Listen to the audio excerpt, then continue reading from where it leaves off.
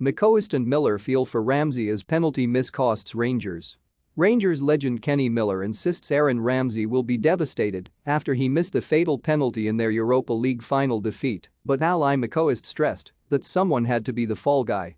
Giovanni Van Bronckhorst's men suffered a gut-wrenching defeat in Thursday's Seville final, which ended 1-1 after 120 minutes of football. Joe Ribbo fired Gers in front just before the hour mark, before Rafael Borri equalized 12 minutes later to eventually send the showpiece to extra time. They could not be separated after another 30 minutes, meaning the lottery of penalties was required to settle it. In the end it was Frankfurt who prevailed, with the only miss of an otherwise perfect shootout coming when Ramsey failed to convert Gers' fourth penalty. Borri went on to bury the winning spot kick, coming as a devastating blow to the Scottish club and, in particular, Ramsey.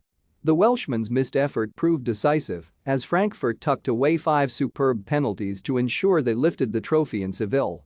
After Ramsey's penalty cost his former side, McCoist said on BT Sport, "There was always going to be a fall guy. I think he tries to lift it and he does not get enough on it."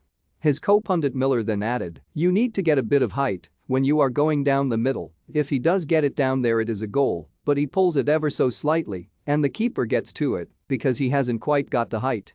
There is always going to be someone who misses. He will be devastated. Anyone would be. He will be gutted for everyone. He wanted success at Rangers and tonight was a huge opportunity." It has been a difficult campaign for Ramsey, who has made just 13 appearances all season due to injury, and the penalty miss against Frankfurt marks the nadir of his stint at Ibrox.